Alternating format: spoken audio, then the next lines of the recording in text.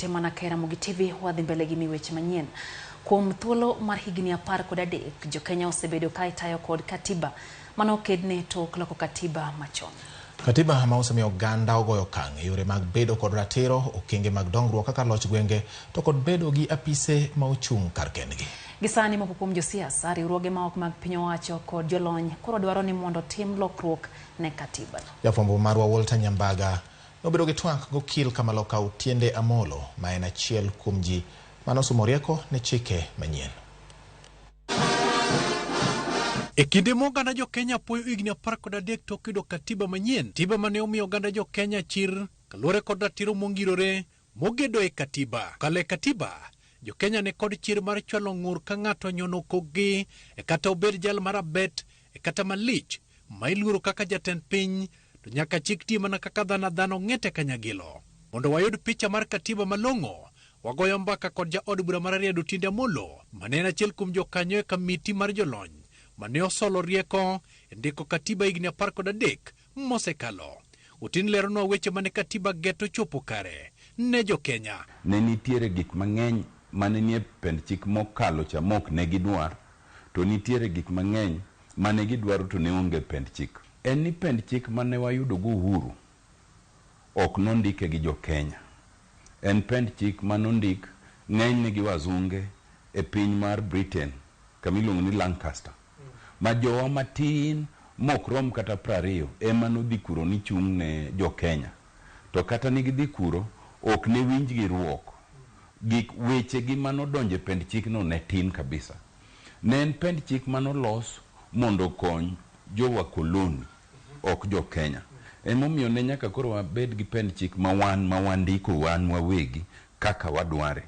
Otiende Amollo lero ni katiba manyien ne geto tego ratiro mag oganda. To kendo nwakete ni ratiro mar dhano mane pend chik ni loko kyo. Mondi loke, mondi gol gimoro mantie iye kanyo, nikech ok idwar nyaka jo Kenya mano kadhe ka midhi penj.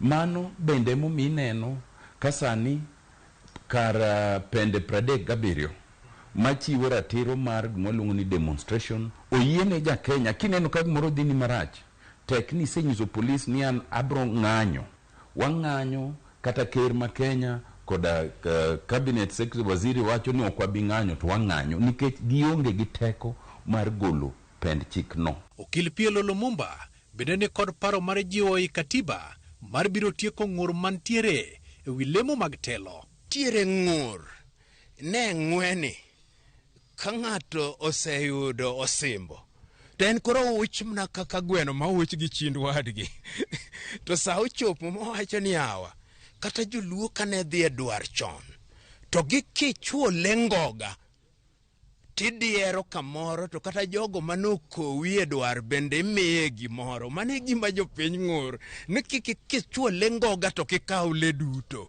Mane gima wawacho ni wan pinje mantiere ogendni mang'eny ka watimo yiero to gigo ma wadwaro no timre kaka owinjore. Omiyo sani e sama kende ma nyaka wapenjre to en ang'o mwanyalo timo. Katiba ne onyuolo apise mag piny owacho man kod teko, kata kamano e teko mar jatend piny ne ondose kod katiba ma oweyo ka en mwandu mar japiny. En adier ni pend chik ma wan go sani omayo ker mar piny teko ma ker ne nigo kane pok waloko katiba. Ma ng'eny gi notiyo ga ng'enge, Kenyatta tiyo ga ng'enge, Moi tiyo ga ng'enge, mano jogo jo Kenya. Machiel kuom gima jo Kenya nonyisowa kwaloso pend chik ni ok gidwa ni uchako bede ni nitie ker moro man gi teko marom kamano manyalo tiyo gi gang'enge. Emomiyo ne waloko gino ma waketo gima kisungu luongo ni limitation of power. Teko mar komno nwaduoko piny. Moko watero e county government, moko watero e bunge, moko watero e commissions kaka Human Rights Commission gi Ombudsman gi mokogo. Okil Otiende Amollo wacho ni biro maloch gwenge ne ochopo e katiba gino makoro miyo dongruok molo nyaka gwenge. Devolution en bet ni koro teko mar sirikal igolo kumo chokre Nairobi tipoge e Kenya mangima. Sani koro poge e county 47. Ipogo teko mar sirikal, ipogo pesa mar sirikal bende. Kendi ipogo nyaka gimwaluongo ni representation chung mar sirikal makoro yudo ni kata kani igocho ni ker mar Kenya to kiyudo ng'ama ni gocho ni to at least ker mar county miluongo ni governor to yudo ng'ama ni gocho ni. Waseneno e sidienje mopogre opogre ka pesa ma kinde machon nok dhi ni jopiny sani chopo ne jopiny. Telno ni katiba ne dwaro ni mondo jatend piny ne yier kod kwan mag jo od bura. Kata kamano, mano ne ok ochopo kare ni mar katiba ni ne olosi mar yombo koth kod tieko ywaruok mane nitiere. Ne nitiere ywaruok kuonde te. ODM ne yware gi DP, Muslims yware gi Christians, kia human rights yware gi jomanadi. Koro ne nitiere kuonde manwa wacho ni kanye mokwa chope to winjruok nyalo bete, ok ni kanye e maber mogik. Kumwa chope ni bang' higni 13 ber ka koro wabet wang'iyo wach katiba ni e yo makare. Gino mosetimre kinde mokalo ni juro sebede ni koloto chal ni jogo moloyo koloyo makare. Omiyo mane achiel kuom gigo madwan mondo wang'e mondo wabed gi winjruok makende ni kwa dino gini to wabro miyo wabed gi yiero makare ma ji duto yiego. Ng'ur bende pod nitiere e wi pok maromre mar kit chwech duto e lemo mag telo. Pend chik wacho ni nyaka gibed achiel e wi adek. Kuom higni 13 gino tamowa yudo. Nyaka wang'i mondo wayude to kok wanya yude to wang'i formula mopogre. Kendo wapenjo ni to gin yore mage mowinjore olo e loko katiba. Ng'eny gik mineno ji wacho oko kae nonego loki ok nyal lok ka ji ok odhi ombulu mar paro mar jopiny midendo ni referendum. Nitiere gik mang'eny ma nitiere pend chik 255 ma pimo ni kidwa loko ma tidhi e bunge. To kaen midwa loko mar ombulu mar jopiny nitie yore ariyo. Inyalo chake e bunge to kadho kaka chike moko kadhoga. Kai to chopo kuma koro speaker wacho ni wan kaka bunge mar Senate gi mar National Assembly wasekadhe koro mondo dhi e referendum. Koro kawe kaka eno to ore ne jakom mar IBC. To koro jakom mar IBC ema koro kawo tich kaka mare to wacho ni koro wabro go ombulu tarik makama. Yo mar ariyo en mwaluongo ni popular initiative. Mochaka gi jopiny giwegi ka gineno ni joma ne giyiero ok chak ne gini kaka gidwaro.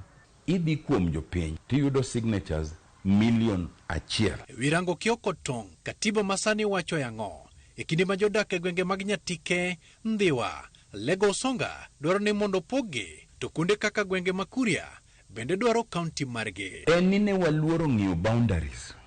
Ngech machanwa loko pend chik to wadhi e referendum mokwongo. Nitiere kuonde moko ma constituency achiel rom gi county. In fact constituency achiel rom gi counties adek. To nitiere counties moko ma in county achiel to tin molo kata mana constituency mara Rieda. Gima gino timo en ni koro miyo jomoko advantage mohingo jomoko. Nikech pes county biro, pes constituency ja biro.